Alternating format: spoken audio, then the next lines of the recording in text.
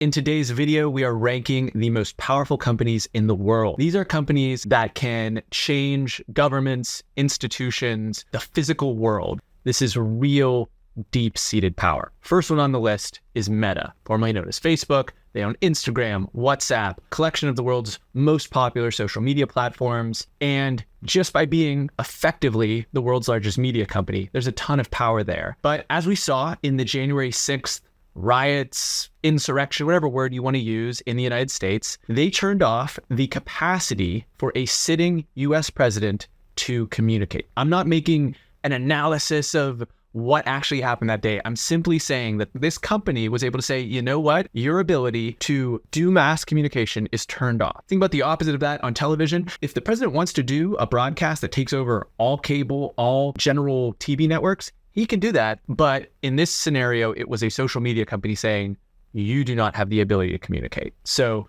for that reason, you put them on the S tier. That is a level of power that almost no company has ever had in history. The next company that we're going to rank is one of the biggest in Europe, Volkswagen. They've got a ton of brands: Lamborghini, Audi, Bentley, Porsche, Volkswagen, and $290 billion worth of revenue. The important thing to understand this company, there's other really large automakers, but there are none with the preeminence in the European market to such a staggering degree. When the European Union is making labor policies, when they're deciding to put a tariff on electric vehicles from China, you know who has a seat at the table, who has an enormous amount of influence as to what the terms of those policies are going to be? Volkswagen.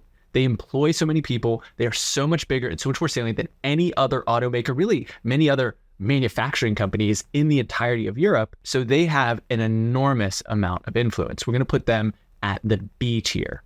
We got another car company up next, Toyota, another one of the world's largest car manufacturers, $280 billion worth of revenue, bigger than the next two car companies in Japan, Mitsubishi and Honda combined. So you know that they have a similar seat at the table within the context of Japan, but Japan is nowhere near as big as the EU. And Toyota also has a ton of its factories, its manufacturing in the United States. And so you would say, oh, well, then they can influence US policy. Well, kinda, but they're still a Japanese company and they still would have to compete for influence with Ford and with GM and other American car companies. So from that standpoint, we're only putting them at the C tier. This video is sponsored by Conflict of Nations. It's a free strategy game where you choose a real country to lead into a modern global conflict. Up to 128 other live players are moving their units across the map in real time. So to win, you need to form alliances, construct all sorts of different types of units like tanks and jets and submarines. After my recent video on Indonesia, I started a new game as Indonesia and I'm dominating. I'm in first place right now. I'll probably end up winning the game. And you play it on both a desktop and on your mobile device. It's so fun, like I said, free to play. And if you use my link right now to sign up for the game, you'll get 13,000 gold and a month of premium membership for free. That offer's only good for 30 days. So act now, sign up, and you'll be supporting the channel and having a good time. There is no company that makes up a greater share of one country's GDP than Samsung. It's a staggering portion of the South Korean economy. And you may know them as mobile phone manufacturers, but they're also one of the biggest semiconductor manufacturing companies. They sell an enormous amount of military equipment, tanks, self-propelled howitzers, jet engines. This is an enormous conglomerate. One of the only serious competitors to a company like Apple, which you can imagine later on this video will be very highly ranked. So we're gonna leave them at B tier. Another specific kind of geographic company is Tata Group. They're huge in India. Any Indian watching this video is like, oh my gosh, Tata Group, they sponsor the cricket league. Their hands in basically every business that I touch, but really limited influence outside the United States. We actually made another video on how they bought up some British brands. They're not moving the needle in other markets outside of India. So we're placing them at the E tier just because of the relative smaller size of the Indian economy for now. But that's a company that in 10, 15 years could be in a completely different tier if we do this video again. And I'm still alive. Next, we're going to rank ExxonMobil. This is an enormous oil and gas company. Recently, Guyana has found these enormous offshore oil deposits. It's causing Venezuela to potentially want to come in and take some of their territory. And it was ExxonMobil who's highly involved with actually getting that oil out of the ground and creating the revenue sources that will be transformative for Guyana and lead that region to being potential geopolitical hot point here in late 2024 and into 2025. The only reason that you wouldn't put ExxonMobil at the S tier is that they are, to some degrees, constrained by market forces, by other competition. There are numerous other oil and gas companies, and while they're incredibly powerful, they are selling oil that is not perfectly fungible. Like there are different varieties of oil that comes out of the ground and different refining and processing solutions that we're not going to get into in this video. You see them also have these board takeovers where they're trying to have a certain green agenda or ESG agenda be applied into ExxonMobil, the company, which is focused on oil and natural gas. So we're just going to put them at the A tier for now. You can see how a narrative can actually take over and potentially influence a company like ExxonMobil, which you don't necessarily see in our next company, Saudi Aramco. Saudi Aramco is the biggest company. Everyone makes this huge deal about it's actually Nvidia that has the highest market cap right now, or Apple or Alphabet or whoever. False. It is more profitable than all these fancy tech companies. And so when you think of this company and them also sitting at the head of something like OPEC Plus, so they can really influence the supply of oil globally, there's this narrative that people are going to just stop using oil and places like the Middle East are going to be screwed because of that. The framework that I would challenge you to say is if everyone decides that they don't want oil, the price of oil is going to fall through the floor, and a couple remaining actors are still going to gobble up all that oil to fuel their tanks, to fuel their ships, to fuel their cars, to fuel their industrialization and their growth. And those entities are going to become incredibly powerful because of how cheap oil would be. So the whole game theory of in 10 years and no one's going to use oil is nonsense. And as long as oil is for sale, Saudi Aramco has a huge advantage because their break-even price to get that oil out of the ground is $3 to $5. Whereas you look at a place like the tar sands in Canada and it's $50 or $60. So even if oil prices go way down, Saudi Aramco, that's okay. It's all the other companies, all the other folks that are in deep crap. Another reason ExxonMobil wouldn't necessarily be at that top S tier. Now, there's another oil company that people are much less familiar with, and that's Koch Industries. Koch Industries is enormously involved in the oil and natural gas space. They create all sorts of plastic products in the form of Stainmaster carpets and jet fuel and fertilizers and medical equipment and fabrics from the oil products that are being taken out of the ground. They have multiple think tanks that they just basically own and completely fund. They can create policy through that influence, and they have very little constraint. They are not privy to all that. They've, been basically exposed as avoiding all sorts of taxes by banking through Luxembourg and using the tax loopholes there.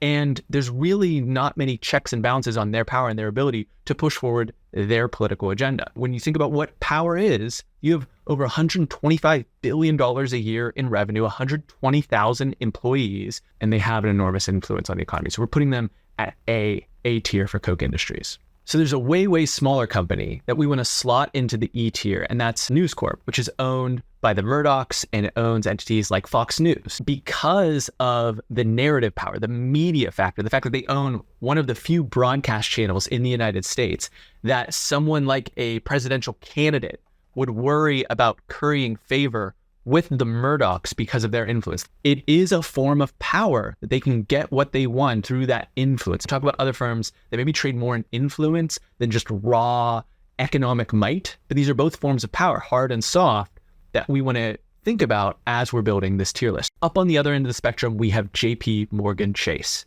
This is the largest US bank, but it is not the largest bank in the world. In fact, there's multiple banks in China that in total size are bigger. The Industrial Commercial Bank of China, the Agricultural Bank, the Construction Bank, these are all technically larger than JPMorgan Chase, but are nowhere near as independent. But JPMorgan Chase is really much more the inverse, where you talk about a highly regulated industry like banking. As the biggest bank, they get to play the games of regulatory capture, where a lot of the regulations benefit them. When Fed policy changes and a bunch of small banks go out of business, it's JPMorgan Chase bailing them out, aka basically acquiring them for nothing. They can take the scraps of those business for themselves if they want it, but they're not really taking orders from policymakers. Yes, the Fed is going to have their independent policy as it pertains to interest rates. JPMorgan is going to be fine either way. It's going to be all the other banks that are in deep crap. So we're putting JPMorgan Chase, the A tier. And just another frame here to think about this company. It was JPMorgan and bankers there and other large banks that Elon Musk had to go to when he was in the midst of buying Twitter. It was them who had to get the financing, the capital together to actually make that acquisition possible. If Elon Musk is going to come calling to you for help, for assistance in something like this, that tells you something about the power that they have.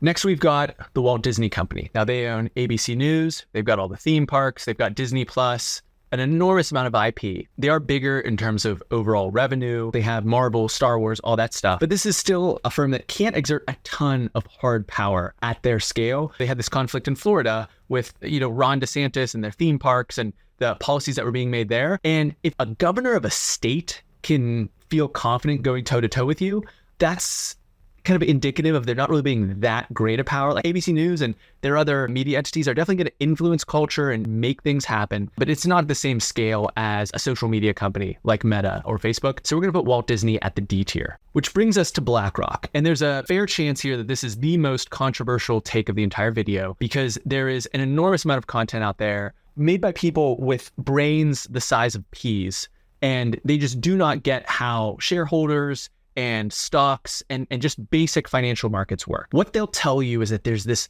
silent squid menacing company that actually owns all the other companies and they're just pawns in the game. BlackRock is very powerful.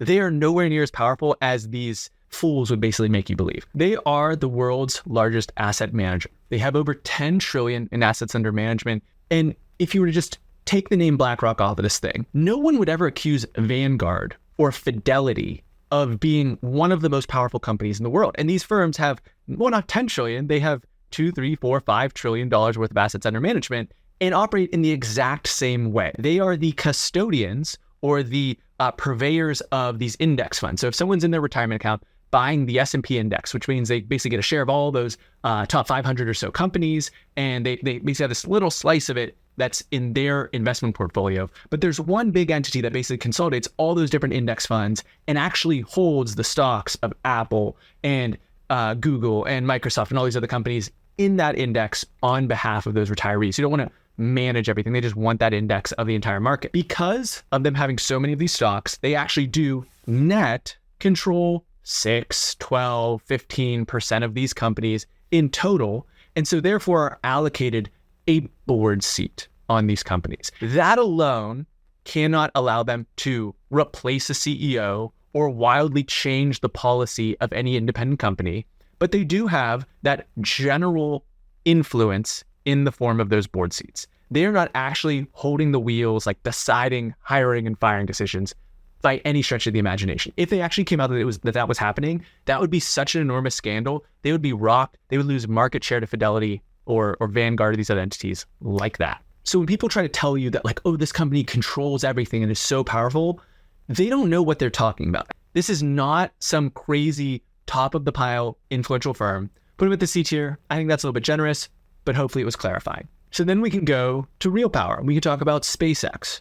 SpaceX, Elon Musk's rocket company, is by far his most important and most powerful firm. People are going to be mad. Tesla's not even on this list. They don't make it into any of the tiers from an overall power perspective. But SpaceX does. And that's represented by something that happened in the early days of the war in Ukraine. SpaceX was contracted by the US government to supply internet service to the Ukrainian forces as they were countering Russia. And Elon Musk, the head of SpaceX, made a decision to not give a certain allotment of internet access in potentially aggressive attacking maneuver that the Ukrainian forces were planning. There's probably some propaganda and misinformation that I'm repeating in that statement, but if you just take that frame that whoever let that out was probably on the Western US side, said that Elon was like, nope, I'm not going to allow you to use my satellite Starlink internet service for this attack.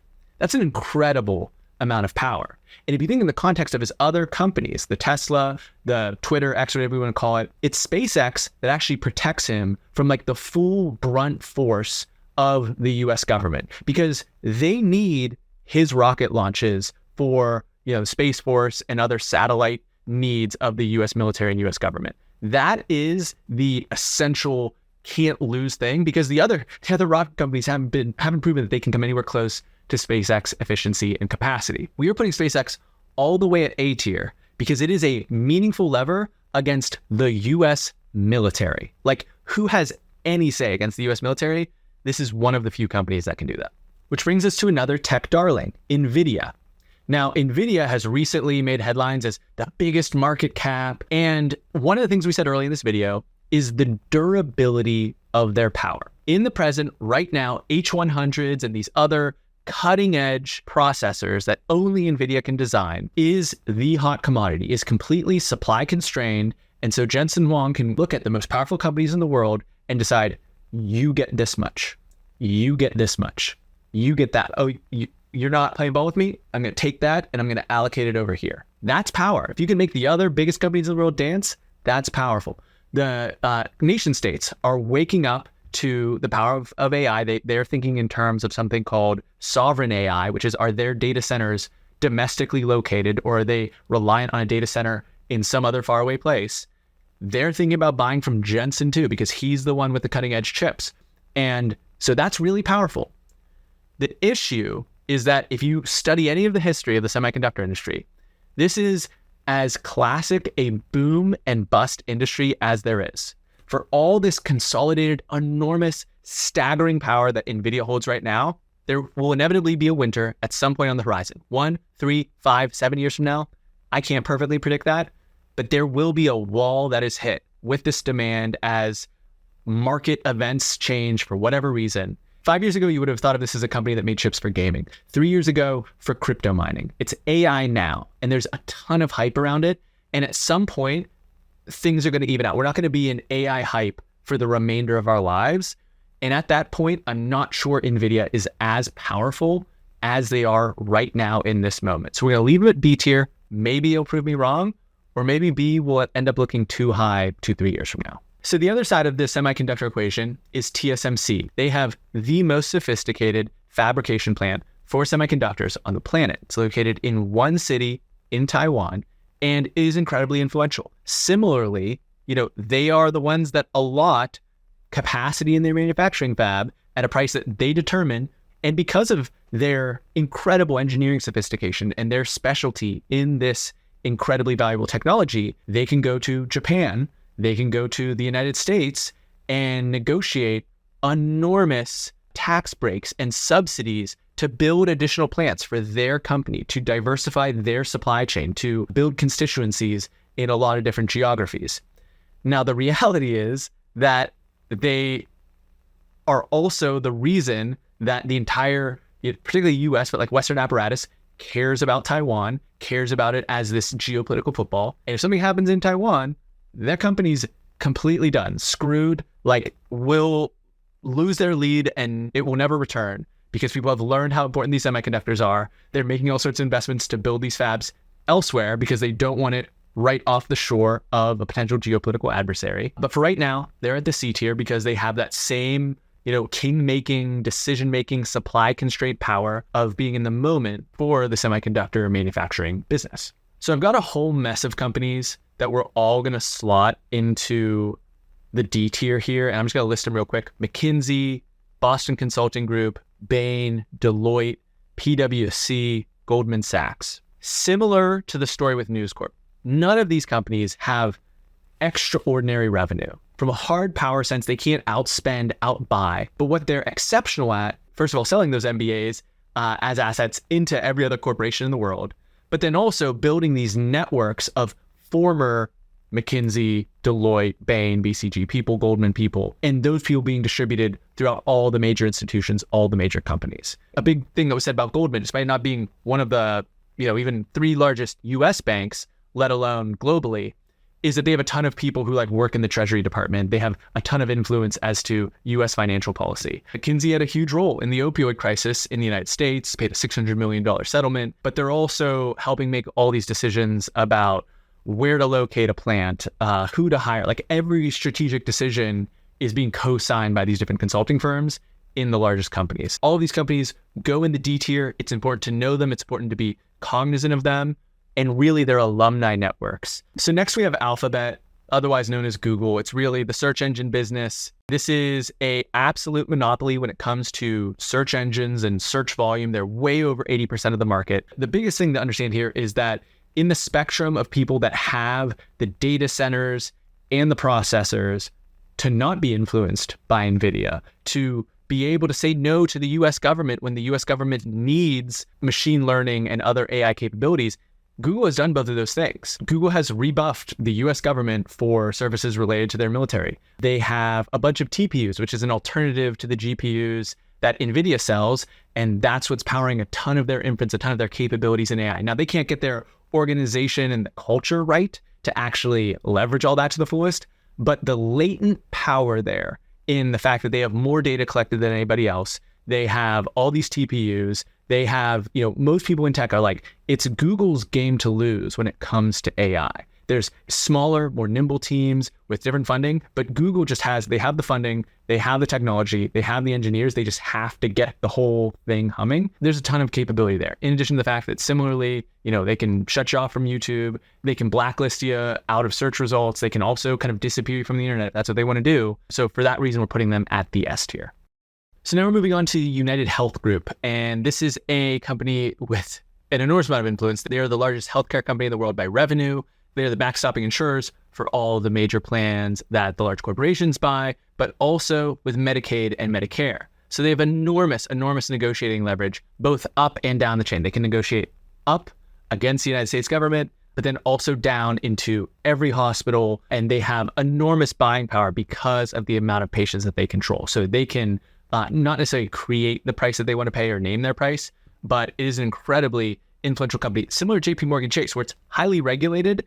And because they're the biggest, it kind of turns into regulatory capture where they can, people leave United to go work in the government, and they can make sure that the policies are in alignment with their needs and their interests. So we're putting them at the B tier. Next, we're going to batch two drug companies together, Pfizer, Johnson & Johnson. They have huge portfolios of patented drugs, and they have the entire process down with the FDA where they get them approved. They have their window of exclusivity, then they tweak the drug slightly, extend that window of exclusivity because they have the next tier up of patented drugs and are going to always kind of keep the generics trailing behind. Enormous margins on these prescription drugs. They just make enormous margins on their top drugs, the ones that sell, everyone's on a statin, everyone's on these other products. There's Ozempic now, which is Novo Nordisk, but they're each coming with their own obesity pill that's going to compete with that. The other way that their influence is allocated is, as we talked about the influence of a Fox News or Walt Disney or these other media companies, is they are enormous buyers of TV commercials. And sometimes people are like, well, why is that the case? Like, it's weird. I don't really buy, drugs. Like, it's my doctor that prescribes them to me.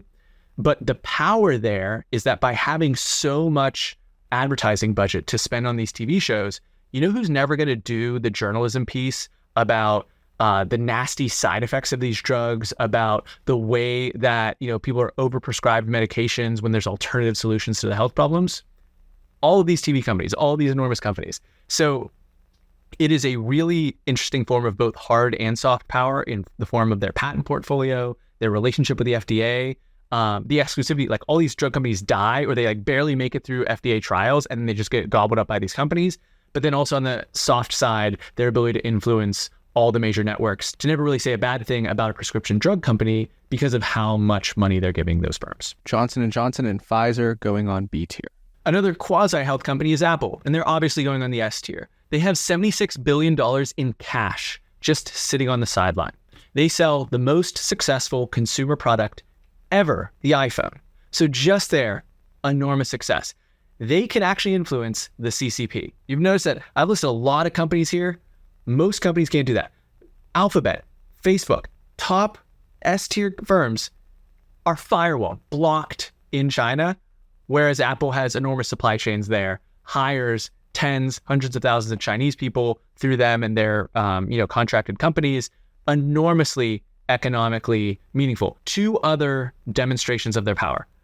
Google pays them $20 billion a year for the right for Google to be the default search engine in an iPhone. People were like, oh my gosh, OpenAI was integrated into Apple Intelligence in their recent AI announcement. They made OpenAI their little bitch. They weren't even mentioned in the actual event, and they're just kind of an add-on to what will eventually be this like API library where you can select, oh, I want, ChatGPT or Gemini or Claude or some other AI.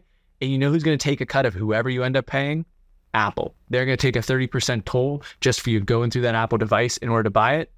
And they'll continue to be one of the most durably powerful companies on the planet. At the other end of the spectrum, we have Reliance Industries. This is similar to Tata, one of the biggest companies in India. They set up the Jio network, which is the telecommunications network that all the mobile phones in India more or less rely upon. They have a preeminent spot there. They are the nation's largest oil refining company, and have a bunch of other adjacent businesses as these large Indian conglomerates are apt to do. We're going to put them at D tier. Similarly, Indian economy just isn't that big as all these digital media companies, the Googles, the Facebooks, Oracles of the world, want to try to get into India. It is through Jio and through Reliance that they have to navigate the Indian economy. So they do have that negotiating leverage against those big power players that most other companies don't necessarily have. Probably wondering if we were going to put many Chinese companies on this list. You haven't heard many so far. We're about to start. Tencent, which we're putting at the B tier, is one of the companies that we're going to include on this list. Now, it's important for me to explain why. State-owned enterprises are not on this list. They are dominant in the world of Chinese social media, in gaming, both in and outside of China. They own a 40% stake in Epic Games, which is the company behind Fortnite. They own 12% of Snap. They completely own Riot Games, which owns League of Legends. They have huge ecosystem lock-in, and they own WeChat, which is the vehicle through which CCP propaganda and censorship influences Chinese people abroad. So there's an enormous amount of power there. The CCP is acting through them, but they are highly influential in the context of large Chinese companies. In a very different direction, we've got Lockheed Martin next. This is the largest defense company globally. They make stuff like the F-35 fighter jet, the SR-71 Blackbird, all sorts of other really expensive military systems, and are not only the largest defense company in the world, but they are one of the main contractors that the US government, let alone the US Department of Defense, interacts with.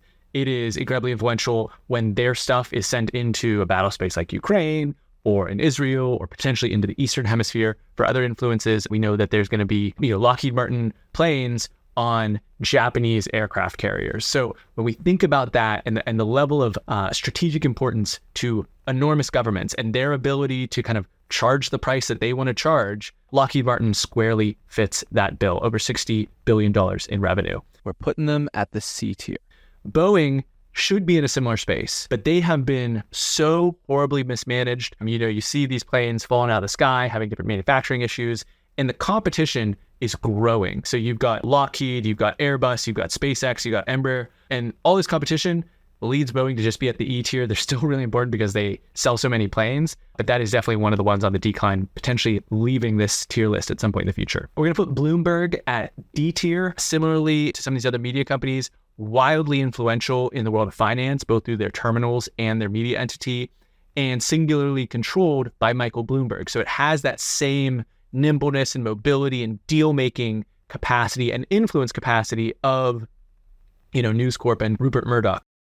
Which brings us to Amazon. This is probably the most difficult one for me to place because shorthand, just quick thoughts, you think to yourself, well, Amazon's huge, just like Google, just like Facebook, just like Apple, that we put them in that same bucket of tech companies.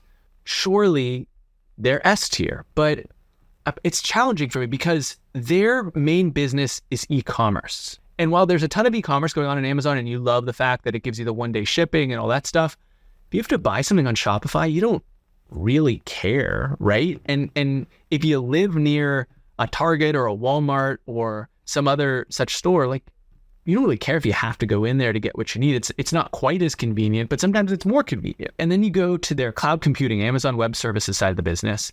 And similarly, there's Microsoft Azure, there's Google Cloud, there's Oracle. There are alternatives here. And they have huge contracts. They have a $10 billion NSA contract. They have a contract with the DoD, the CIA, the Navy. And they have 1.5 million employees. And they showed their power when they did that whole HQ2 search for where's the next big head office for Amazon going to be? And there ended up not really being one. They just had a bunch of tax concessions from all these local municipalities. So it's a lot of power there, but I just can't wrap my head around putting them on that same S tier. I don't see that singular vector of power in the same way. Like you can't like make the NSA do what they want them to do because they've built these data centers for them. You know what I mean? Like they don't have that same degree of power there, but I could be wrong. Maybe I'm thinking about that the wrong way. You can let me know in the comments. I'm going to put Amazon at A tier, not at the S tier. And I'm also going to put Walmart there. They're the world's largest retailer. They are the largest company by revenue and GDP in the United States. They have more employees. They have 2.1 million employees, more than Amazon.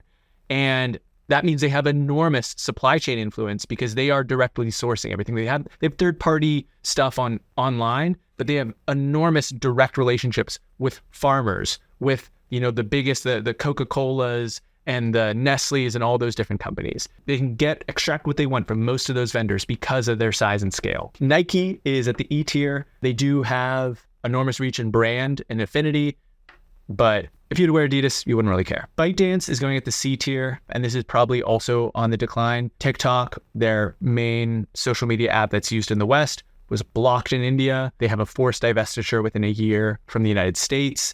It is proving that they cannot influence most other countries that they want to operate in. And within the context of China, they are incredibly constrained. Microsoft is going at the S tier. They are the most important software company in the world for large corporations. They do have the cloud computing. They have one of the biggest gaming consoles, Xbox. They have an AI research lab in China. They have a majority stake in OpenAI. They have their hands in a lot of things. And in terms of influencing how these large corporations work, and when they want to sell them some more stuff, those companies tend to buy the more stuff. It's all there to be had. So thank you for watching to the end of this. If you found this interesting or if you thought there were companies that I left off, let me know in the comments. I appreciate you watching to the end. We'll see you in the next video. Thank you again to Conflict of Nations for sponsoring this video. Once again, you can go sign up for an exclusive gift by using my link. You get 13,000 gold and a month of premium subscription for free. That's only available for the next 30 days. So go sign up, choose a country, create your strategy, and go win the game. I'll see you in there.